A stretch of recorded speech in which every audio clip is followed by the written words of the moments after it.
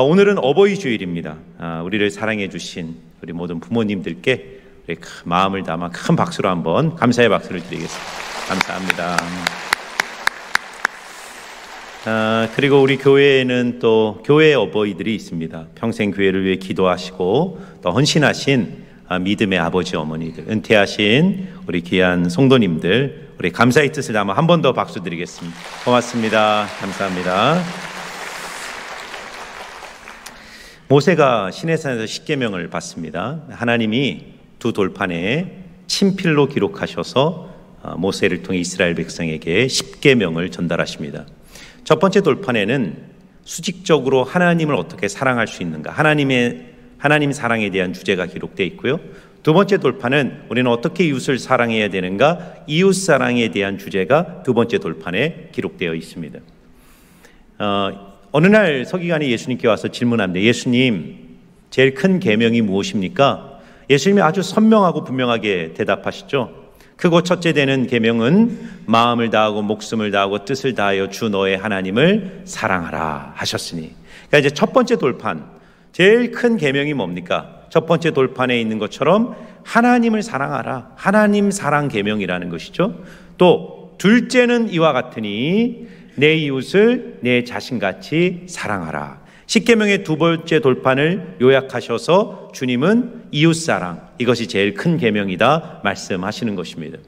우리 십자가를 봐도 이 기독교 중심의 십자가가 있는데 십자가도 똑같습니다. 수직적인 기둥, 수직기둥, 하나님의 사랑을 상징하는 수직기둥과 이웃을 향한 수평기둥이 교차해서 십자가가 만들어지는 것입니다. 그러므로 하나님 사랑, 이웃 사랑이 기독교의 핵심이라는 뜻입니다. 세가족 교육인 새로운 삶을 끝내면 우리 교회에서 하는 필수 양육, 저와 8주 동안 하는 두 번째 필수 양육이 생명의 삶이라는 양육 과정입니다. 생명의 삶을 시작할 때 제가 제일 먼저 던지는 질문이 있습니다. 여러분, 기독교의 가장 본질, 핵심, 제일 중요한 것 한 가지를 꼽으라 그러면 뭐라고 생각하십니까? 이렇게 물으면 다양한 대답이 나와요. 예배입니다, 기도입니다, 사랑입니다, 전도입니다, 선교입니다. 틀린 말 아니죠. 다 중요한 것입니다. 그러나 그 모든 것들의 가장 뿌리, 가장 깊은 근원에 있는 가장 중요한 한 가지를 말하라면 그것은 바로 관계라는 것입니다. 한번 따라해 볼까요? 신앙생활은 관계 맺기다. 신앙생활의 본질은 관계를 맺는 거예요. 위로는 하나님, 옆으로는 이웃과 건강하고 성숙한 관계를 맺어가는 것, 이게 신앙생활의 핵심이라는, 우리가 예배하는 것, 기도하는 것, 성경 읽고 양육하고 봉사하고, 이 모든 것들은 다 하나님을 더 사랑하고 이웃을 더 사랑하기 위한 하나님이 주신 귀한 방편이라는 것이죠. 그러므로 어떤 사람이 정말 기도도 잘하고 성경도 많이 알고 종교생활도 화려하게 잘하지만 일상의 자리에서 이웃과 좋은 관계를 맺지 못한다면 신앙이 좋다고 볼 수 없는 겁니다. 반대로 그렇게 신앙생활이 화려하진 않고 그렇게 남들처럼 기도도 많이 하는 것 같지 않고 정말 성경도 많이 하는 것 같지 않지만 예수님처럼 겸손하고 희생하고 섬기고 사랑하면서 좋은 관계를 이웃과 맺어가고 있다면 그분의 신앙은 건강하고 좋은 신앙이라고 말할 수 있는 것입니다.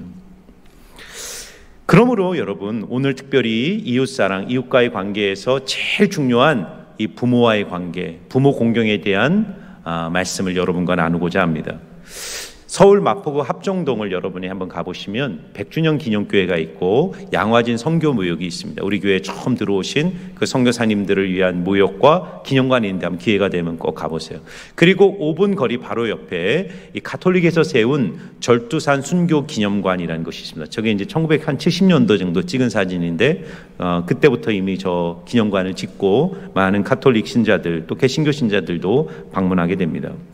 그런데 왜 절두산일까? 그 이름의 유래가 있습니다. 1866년 흥선대원군이 일으킨 병인박해, 유명한 사건이죠. 이 병인박해 때 8,000명의 가톨릭 신도들이 참수형을 당해요. 어디서 당하냐면 아까 사진에서 보았던 그 한강이 내려다 보이는 그 산 언덕 위에서 참수를 당했는데, 그래서 그 산 이름을 절두산이라고 짓게 된 것입니다.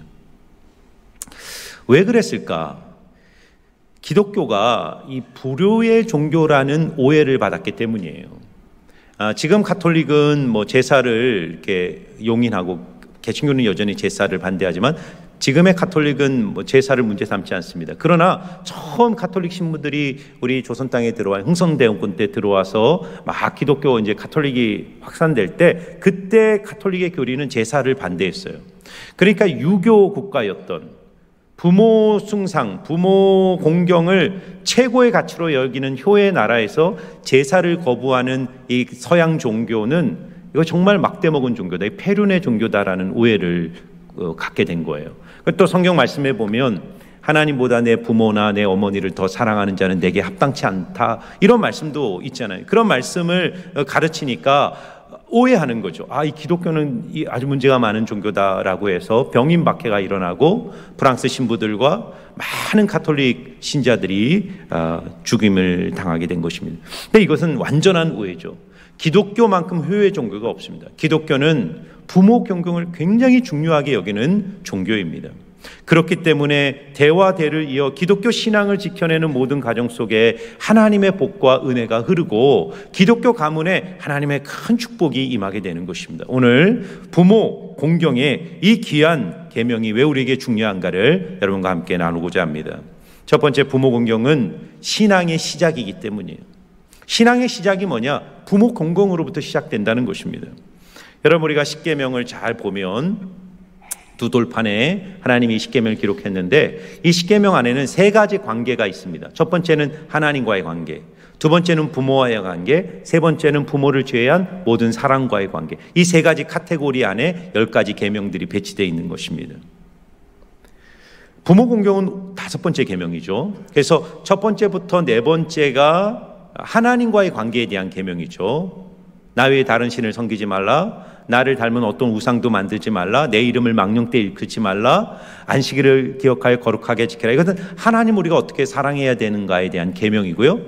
그리고 6번째부터 10번째의 계명은 이웃에 대한 사랑의 계명이죠. 뭐 간음하지 말라, 살인하지 말라, 도둑질하지 말라, 내 이웃의 물건이 아내를 탐하지 말라, 이런 계명들입니다. 근데 그 중간에 샌드위치처럼 딱 끼어 있는 5번째 계명이 뭐냐면 내 부모를 공경하라라는 계명이에요. 그러면 질문입니다. 질문. 자, 십계명이 하나님 두 돌판으로 기록해서 주셨는데 이 첫 번째 돌판, 하나님의 사랑을 나타내는 첫 번째 돌판과 이웃 사랑을 나타내는 두 번째 돌판 중에 부모 계명은 첫 번째 돌판에 기록되었을까요? 두 번째 돌판에 기록되었을까요? 예, 지금 여러분 첫 번째, 두 번째 막 섞여서 나오는데 신학자들도 이게 의견이 좀 다양합니다. 근데 개신교들은 대체적으로 두 번째 돌판에 부모 계명이 기록되어 있다라고 봐요. 왜냐하면 부모도 사람이니까 이웃 사랑, 사람 사랑에 대한 계명 중에 첫 번째가 부모 사랑이다, 이렇게 두 번째 돌판에 있다고 봐요. 그런데 유대교의 돌판을, 유대교도 구약을 믿으니까 구약 성경의 두 돌판에 유대교들은 첫 번째 돌판에 부모 공경의 계명이 기록되었다라고 말합니다. 그 이유가 있습니다. 그것은 부모 공경을 곧 하나님 공경과 동일선상에 두고 있기 때문입니다. 다시 말해서 부모는 이 세상에 존재하는 하나님의 대리자다라는 뜻이에요. 성경을 보면 하나님이 인간과 자기를 동일시하는 말씀들이 많아요. 예를 들면 구약에 보면 나는 고아와 과부와 나그네의 하나님이다. 예수님이 그 말씀하시죠. 너희 중에 지극히 작은 자 하나에게 한 것이 곧 내게 한 것이다. 그러니까 예수님이 가난한 자, 병든 자, 소외되고 어려운 자와 자기를 동일시하시는 거예요. 그러면서 눈에 보이는 형제를 사랑하지 않는 자는 눈에 보이지 않는 하나님을 사랑할 수 없다. 너희가 눈에 보이는 형제를 미워하면서 어떻게 눈에 보이지 않는 하나님을 사랑한다고 하느냐? 거짓말이다, 이렇게 말하잖아요. 사람과 자신을 동일시하시는 우리 예수님의 모습을 보게 돼요. 그런 맥락에서 우리가 보이지 않는 하나님의 권위, 하나님의 말씀에 우리가 어떻게 순종하느냐? 바로 우리 곁에 두신 부모의 권위에 순종하는 것이 곧 하나님의 권위에 순종하는 것이다라는 것을 주님은 오계명을 통해 말씀하시는 거예요. 다시 말해서 영적인 하나님의 사랑과 현실적이고 실제적인 우리 사랑을 연결하는 고리가 바로 부모 사랑이라는 거예요. 하나님의 사랑이 부모를 통해 나를 통해 흘러들어오고 그 흘러들어온 하나님의 사랑이 이웃에게 흘러가는 거예요. 그러니까 부모는 어떤 존재라고요? 하나님과 인간을 연결하는 연결고리로, 하나님의 대지자로, 하나님의 은혜의 담지자로 하나님이 이 세상에 우리 곁에 보내주신 존재라는 거예요. 근데 여러분, 이런 말씀을 들으면서 이 자리에 그런 분들이 있을 거예요. 일찍이 부모님을 여인 분들도 있고, 혹은 어릴 때부터 부모님의 보살핌을 받지 못하고 살아온 분들도 있을 거예요. 그런 분들에게 부모 공경의 계명은 가슴 아픈 이야기거나 먼 이야기처럼 들릴지도 모릅니다. 하나님은 분명히 우리 육신의 부모를 통해 하나님의 사랑과 현존을 느끼도록 이 세상을 설계하신 거예요. 그래서 예전에도 얘기했지만 폭삭소가수다라는 드라마가 엄청나게 전 세계에 열풍, 어떻게 보면 가장 한국적이고 가장 우리 한국의 문화를 가장 생생하게 그려낸 그 제주도의 1960년대부터 2000년대까지의 그 가족 이야기가 전 세계 사람들의 눈물과 공감을 만들어내는 것은 바로 이 부모 사랑의 원형이 하나님의 현존과 사랑을 느끼게 하는 우리 인간의 진리, 그 인간의 가장 원형적 삶에 대한 향수를 불러일으키는 것이죠. 그것이 하나님의 설계예요. 하지만 부모가 부재한 인생에게는 하나님이 친히 그분 자신이 아버지가 되어주시고 어머니가 되어주셔서 부모님의 빈자리를 채워주시고 그 어떤 아버지보다, 그 어떤 어머니보다 우리를 따뜻하고 위대하고 지혜롭게 이끌어주셔서 아버지의 빈자리, 어머니의 빈자리를 채워질 줄 믿습니다. 그리고 먼저 부모님을 하늘나라에 보내드린 분들은 부모님의 가르침을 기억하고 그분들의 신앙과 그분들의 유지를 이어받아서 남은 인생을 진실하게 살아가는 것이 곧 부모 공경인 줄 믿습니다. 우리 모두는 결국 누군가의 사랑을 통해 여기까지 온 것입니다. 부모가 지금 우리 곁에 계시든 계시지 않든 그 사랑의 뿌리를 기억하며 하나님께 감사하며 사는 것이야말로 신앙의 출발이며 우리가 하나님께 드릴 성숙의 열매인 줄 믿습니다. 그러므로 여러분, 오늘 부모 공경을 실천하시기를 축복합니다. 오늘 하셔야 돼요. 부모님이 항상 우리 곁에 계신 게 아니에요. 부모님은 언제 우리 곁을 떠날지 몰라요. 오늘이라는 시간 하루라도 빨리 주님이 시간을 주셨을 때 부모님께 공경해야 됩니다. 부모 공경할 수 있는 최고의 방법이 뭘까? 여러 가지가 있겠지만 묵상하면서 제가 마음에 떠오른 것은 부모님의 말씀을 잘 경청하는 것. 그러니까 하나님도 당신의 자녀인 우리에게 요구하는 것 제일 뭐라고요? 하나님의 말씀을 경청하는 것이 그 재물보다 낫고 그 제사보다 낫고 내 말에 순종하고 경청하는 것이 하나님을 가장 기쁘게 한다고 말하잖아요. 그런 말이 있습니다. 자녀들은 미래의 꿈을 먹고 부모들은 과거의 추억을 먹고 산다. 그런 말이 있습니다. 그래서 우리 부모님들을 만나면 자꾸 옛날 얘기하세요. 과거 얘기하세요. 어르신들이 옛날 얘기하면 자녀들은 요즘 뭐라 그러냐면 꼰대라고 얘기해요. 라떼라고 말해요. 라떼 이랬다 해서 라떼 얘기하지 마세요. 그렇게 얘기하는데 그러면 안 됩니다. 어르신들이 옛날 얘기하실 때, 부모님이 옛날 얘기하실 때 라떼라고 비판하지 말고 카페 라떼를 사드리고 정말 따뜻한 분위기를 만들어서 대접하면서 어른들의 이야기를 잘 들어주는 것, 그것이 가장 좋은 부모 공경입니다. 보약 지어드리는 것보다 진짜 부모님의 말씀을 마음으로 들어드리고 공감해드리고 그리고 감사하는 마음, 이것이 중요합니다. 그리고 또 하나도 생각이 났어요. 우리 부모님은 언제 제일 기쁘고 행복하실까?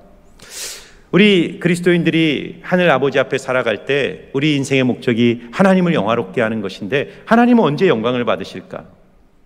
언제 영광을 받으실까요? 우리가 잘 살고 성공하고 헌금도 많이 하고 도덕적으로 훌륭해지고 그럴 때도 영광을 받으시겠지만 저는 그런 생각이 들었어요. 하나님은 우리가 하나님 때문에 우리 표정에 기쁨과 웃음이 가득할 때 제일 영광을 받으실 줄 믿습니다. 제 인생의 제일 되는 목적이 뭐냐라고 물었을 때 웨스트민스터 소요리 문답 일문일답에 뭐라 그럽니까? 하나님을 영화롭게 하고 그의 이름을 영원토록 즐거워하는 것이다. 그러니까 하나님의 영광과 우리의 즐거움이 동떨어진 게 아니에요. 하나님은 언제 영화로움을 받으시냐면 우리가 하나님 때문에 즐거워하고 행복하고 기뻐할 때, 우리 표정에 늘 웃음이 가득할 때 하늘 아버지는 기뻐하듯이 우리 육신의 아버지는 우리가 항상 기뻐하고 웃는 모습으로 살아갈 때 육신의 부모님들은 가장 기뻐할 줄 믿습니다.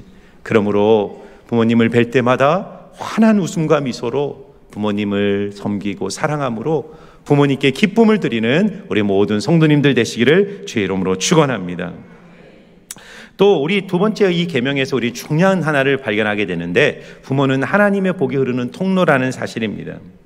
여러분, 10계명을 이렇게 하나하나 잘 보면 이 10가지 계명 중에 5번째 계명, 부모를 공경하라는 계명이 갖고 있는 독보적이고 독특한 차별성이 하나 있어요. 그게 뭔지 아세요?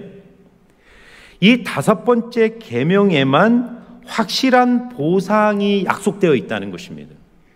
자, 한번 말씀을 볼까요? 출애굽기 20장 12절을 보면 이렇게 10계명을 기록하고 있어요. 5번째 계명, 내 부모를 공경하라. 그리하면 내 하나님 여호와가 내게 준 땅에서 내 생명이 길리라. 아멘. 자, 이 계명을 사도 바울은 에베소서 6장 2절과 3절에 그대로 받아서 이렇게 말합니다. 내 아버지와 어머니를 공경하라. 이것은 약속이 있는 첫 계명이, 약속이 있다는 거예요. 약속이 있는 첫 계명이니 이로써 내가 잘되고 땅에서 장수하리라. 아멘. 사랑하는 성도 여러분, 잘되고 장수하기를 소망하십니까? 방법이 뭐라고요? 부모님을 공경하는 자, 그가 땅에서 잘되고 장수하리라 약속하고 계세요. 여러분, 10계명의 모든 계명을 읽어보세요. 다 명령입니다. 하나님을 경외하라. 나 외에 다른 신을 섬기지 마라. 안식일을 기억하여 거룩히 지켜라. 망령 때 일컫지 말라. 간음하지 말라. 살인하지 말라. 내 이웃의 물건을 탐하지 말라. 다 명령만 있지 다른 건 없습니다. 그런데 이상하게 5번째 계명에만 명령과 함께 약속이 보장되어 있어요. 내 부모를 공경하라. 그리하면 내가 땅에서 잘되고 장수하리라. 왜 그럴까요? 여러분, 신앙이란 걸 잘 생각해 보세요. 신앙이란 우리가 하나님께 무엇을 받기 위해 하나님의 말씀에 순종하고 하나님을 사랑하는 것 아니잖아요. 하나님을 사랑하는 것, 하나님의 말씀에 순종하는 것 자체가 복인 것을 알고, 하나님이 내 인생에 무엇을 보상하지 않아도 하나님의 십자가 은혜가 너무 크기 때문에 그 십자가 은혜 때문에 감격하여 하나님을 사랑하고 하나님의 말씀에 순종하는 것이 신앙인 줄 믿습니다. 우리 부모님의 사랑에 우리가 보답하는 것도 마찬가지예요. 부모님이 내게 뭘 해주기 때문이 아니라 낳아주시고 길러주신 은혜가 너무 크기 때문에 부모님을 사랑하고 부모님을 공경하는 것입니다. 그럼에도 불구하고 5계명에 이렇게 약속이 보장되어 있는 이유가 뭘까요? 부모는 하나님의 대리자이기 때문이에요. 하나님의 사랑과 복은 다이렉트로 오는 게 아니라 부모를 통해 나에게 오기 때문이에요. 구약 성경을 보면 자식들을 축복하는 부모의 기도가 많이 등장합니다. 여러분, 우리 여기 다 이제 부모님들이 많이 계실 텐데, 또 할아버지 할머니도 계실 텐데, 자녀를 축복하는 최고의 열쇠는 뭐냐면 부모가 영적 권위를 가지고 자녀를 축복하는 거예요. 안수기도해 주는 겁니다. 여러분, 구약 성경을 보세요. 창세기를 보면 노아가 셈, 함, 야벳을 축복합니다. 안수기도해 줘요. 또 이삭이 야곱과 에서를 축복하죠. 그리고 야곱이 12아들들을 한 명 한 명 손을 얹어 그의 미래를 예언하며 축복 기도를 해줘요. 그런데 놀라운 것은 이들의 기도대로 그들과 그들의 후손의 미래가 펼쳐지는 것을 성경은 우리에게 보여주고 있습니다.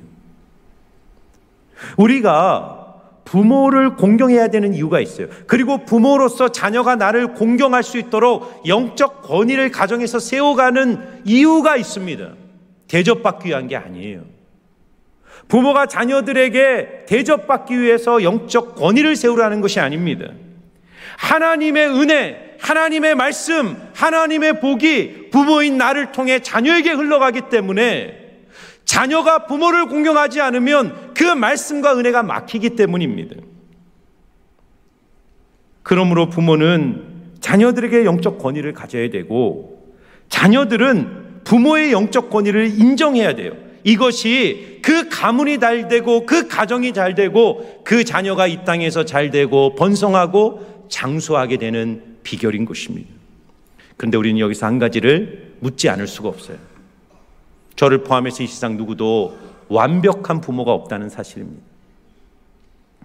제가 예전에 청년부 사역을 할 때 어떤 청년이 저에게 와서 고민하며 이렇게 말했어요. 그때도 아마 부모 공경에 대한 설교를 했던 것 같아요. 그 청년이 오더니, 목사님, 부모를 공경하라는 말씀은 알겠는데요, 우리 아버지 같은 분도 제가 공경해야 됩니까? 따지면서 묻는 거예요. 그 이야기를 들어봤더니 이해가 됐어요. 그 아버지는 평생 일을 한 적이 없어요. 매일 술만 먹고 술을 마시면 폭행과 폭언을 일삼는 그런 아버지였던 거예요. 이런 아버지도 공경해야 됩니까? 그러나 여러분, 우리가 꼭 기억해야 될 것이 있어요. 우리가 부모를 공경해야 하는 이유는 그들의 훌륭함 때문이 아니라 하나님께서 부모에게 주신 지위 때문, 질서 때문입니다. 여러분, 기독교인들이, 그리스도인들이 하늘 아버지이신 우리 하나님께 대하는 그 태도, 그걸 한마디로 경외라 그래요. 하나님을 경외해라. 그러니까 이것은 모든 성도가 하나님을 대할 때 가져야 될 마음의 태도예요. 경외. 하나님 외에는 어떤 존재와 대상에게도 경외라는 표현을 쓴 적이 없어요. 그런데 성경을 보면 유일하게 하나님께 돌려야 될 경외를 돌려야 될 대상에 대한 유일한 한 존재가 있어요. 레위기 19장 3절을 보면 이렇게 말합니다. 너희 각 사람은 부모를 경외하고 나의 안식일을 지키라. 나는 너희의 하나님 여호와이니라. 아멘. 어떤 부모를 경외해라? 훌륭한 부모? 존경받을 만한 부모? 나에게 잘해준 부모? 그런 말이 아니에요. 각 사람은 모든 부모를 경외하라는 것이 하나님의 법입니다. 자녀는 부모를 하나님처럼 공경해야 되는 대상이라고 말하는 거예요. 왜냐하면 하나님이 부모에게 주신 영적 권위와 지위가 있기 때문이에요. 얼마 전에 그런 글을 봤어요. 자녀가 좋은 대학에 들어가려면 3가지 조건이 맞아야 된다. 첫 번째, 할아버지의 재력. 두 번째, 엄마의 정보력. 여기까지는 이해가 됐어요. 세 번째, 아버지의 무관심. 왜 아버지가 무관심해야지 자녀가 대학을 잘 가냐? 간섭하지 말라는 거예요. 아버지는 엄마한테 다 맡겨두고 할아버지 재력을 가지고 하면 자녀는 잘 된다, 그런 뜻인 것 같아요. 그런데 여러분, 아버지의 무관심이 자녀를 좋은 대학에 보낼 수는 있을지 몰라도 자녀의 삶을 복되게 하지는 못합니다. 아버지의 권위가 무너지고 아버지가 가정에 무관심하면 그 아버지로부터 흘러 들어와야 될 하나님의 말씀, 하나님의 은혜, 하나님의 복이 무너지는 것입니다. 창세기 19장을 보세요. 롯이 하나님의 천사로부터 소돔과 고모라 성이 유황불에 의해 멸망을 당한다는 경고를 듣잖아요. 그러니까 롯이 그 말을 듣고 가족을 다 불러서 그 임박한 하나님의 심판을 알려줍니다. 우리가 빨리 짐을 싸고 빨리 여기를 피해야 된다. 그런데 그 말을 들은 사위들이 롯의 말을 농담으로 여겼더라, 이렇게 말해요. 농담으로 여겼다. 여러분, 왜 농담으로 여겼을까요? 롯의 삶에 신앙적 권위가 부족했기 때문에. 평소에 하나님 중심적으로 살지 않고 평소에 가정에서 하나님의 영적 권위를 보여주지 못하니까 긴급한 하나님의 뜻을 전해도 그 말씀이 힘이 없는 거예요. 그 말씀이 자녀들의 삶에 들어가지 못하는 겁니다. 그래서 정말 들어야 될 생명의 소식, 진리의 소식을 자녀들이 듣지 못하는 거예요. 그래서 부모로서 자녀들에게 부모를 영적으로 공경하고 부모의 영적 권위를 순종할 수 있는 그 영적 권위를 회복해야 돼요. 그 방법이 무엇입니까? 가정 예배를 회복하는 거예요. 가정에서 함께 자녀들과 예배하며 아버지와 어머니가 부모의 입으로 기도해주고 부모의 입으로 말씀을 나누어주고 부모의 입으로 하나님을 평소에 전할 때 부모의 모습을 통해 우리 자녀들은 하나님의 말씀, 하나님의 임재와 현존을 평상시 배우게 되고, 그리고 인생의 중요한 때마다 부모를 통해 흘러들어오는 하나님의 귀한 진리를 배우게 되는 것입니다. 그러므로 사랑하는 여러분, 할머니, 할아버지, 또 아버지, 어머니, 또 이곳에 있는 모든 성도님들, 여러분의 가정에 예배가 회복되기를 주의 이름으로 축원합니다. 영적 제사장으로, 교회의 제사장이 목사고 사역자라면 물론 우리가 다 평신도들도 모두 목자고 제사장이고 또 목자들도 그 목장교회 제사장이지만 우리 가정이라는 가장 귀한 공동체의 제사장은 아버지와 어머니다. 하나님이 나를 이 가정의 제사장으로 세웠다라는 이 사명감을 가지고 예배를 통해 자녀를 하는 축복 기도를 통해 여러분의 영적 권위를 날마다 회복해 가시기를 주의 이름으로 축원합니다. 자, 이제 마지막인데요. 우리 부모 공경이라는 건요, 실제적인 행동이라는 것입니다. 자, 에베소 6장 1절 2절 우리 마지막으로 한 번 더 읽어보겠습니다. 같이 읽습니다. 시작. 자녀들아, 주 안에서 너희 부모에게 순종하라. 이것이 옳으니라. 내 아버지와 어머니를 공경하라. 이것은 약속이 있는 첫 계명이니. 부모에 대한 두 가지 태도가 순종하라, 공경하라입니다. 그러니까 공경이라는 것은 내면의 태도라면, 보이지 않는 태도라면, 부모를 향한 태도라면, 순종이라는 외적인 행동과 실천을 말하는 거예요. 그러니까 여러분, 이게 아주 중요한 것이죠. 공경과 순종이 함께 가는 것입니다. 우리가 하늘 아버지를 공경한다는 걸 어떻게 알죠? 그 경외감이거든요. 경외. 하나님을 경외하고 하나님을 공경하고 하나님을 사랑하는 그리스도인이라는 걸 어떻게 합니까? 마음이 아무리 뜨거워도, 내가 마음이 아무리 간절해도 결국은 한 사람이 정말 하늘 아버지의 존재를 인정하고 그 아버지를 자기의 삶의 중심으로 믿고 따르고 사랑하는 것은 그가 하나님의 말씀에 순종하는 자인가, 삶에서 하나님의 뜻을 선택하는가를 통해서만 그의 마음의 공경이 입증되고 확인되는 거예요. 요한복음 14장 21절에 그래서 예수님이 이렇게 말합니다. 나의 계명을 지키는 자라야 나를 사랑하는 자니, 나의 계명을 가지고 지키는 자라야 나를 사랑하는 자니, 나를 사랑하는 자는 내 아버지께 사랑을 받을 것이요 나도 그를 사랑하여 그에게 나를 나타내리라. 그러니까 부모 공경이라는 게 단지 마음으로, 감정으로만 생각하는 것이 아니라 적극적으로 부모의 뜻을 따르고 부모의 말씀에 순종하는 것, 이것이 바로 진정한 부모 공경이라는 것입니다. 그런 점에서 부모 공경은 마땅히 부모에게 내가 지켜야 될 의무를 다하는 거예요. 잠언 28장 24절을 보면 이런 말씀이 있어요. 부모 물건을 도둑질하고도 죄가 아니라는 자는 멸망받게 하는 자의 동륜이라. 여러분, 이 부모의 물건을 도둑질한다는 것이 무슨 말입니까? 시집간 딸이 친정에 와서 갈 때마다 뭔가 이렇게 하나씩 싸들고 가는 거, 뭐 이런 거 말하는 게 아니에요. 부모에게 돌려야 될 것, 마땅히 자녀로서 부모에게 돌려야 될 그것들을 돌리지 않는 것, 부모의 것을 훔치는 거라는 것입니다. 예수님도 말씀하셨어요. 마가복음 7장 10절과 12절을 보면 이런 말씀을 하세요. 모세는 내 부모를 공경하라 하고 또 아버지나 어머니를 모욕하는 자는 죽임을 당하리라 했거늘 너희는 이르되 사람이 아버지에게나 어머니에게나 말하기를 내가 드려 유익하게 할 것이 고르반 곧 하나님께 드림이 되었다고 하기만 하면 그만이라. 그러니까 하나님이 지금 당시에 종교 지도자들을 책망하는데 그들은 뭐라 그러냐면, 구약 성경에 분명히 부모를 공경하고 부모를 복양하라고 말했는데 그들은 그렇게 안 하는 핑계가 뭐냐면, 나는 부모께 드려야 될 물질, 부모께 드려야 될 시간, 부모님께 드려야 될 에너지를 하나님께 다 드렸다는 거예요. 하나님께 고르반, 이거는 하나님께 드렸기 때문에 부모께 드리지 않아도 괜찮다, 나는 더 중요한 대상을 위해 헌신했으니 괜찮다라고 자기 합리화를 하는 것을 주님이 책망하시는 거예요. 생각해 봤어요. 저도 목사로 너무 바쁘다 보니까 홀로 계신 어머니를 잘 돌아보지 못하는 모습이 많이 회개됐어요.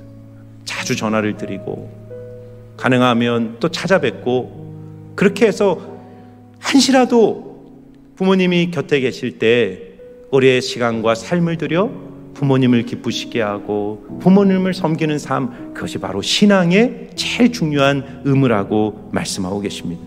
제가 한국에 와서 1년 후에 우리 아버님께 소천하셨어요.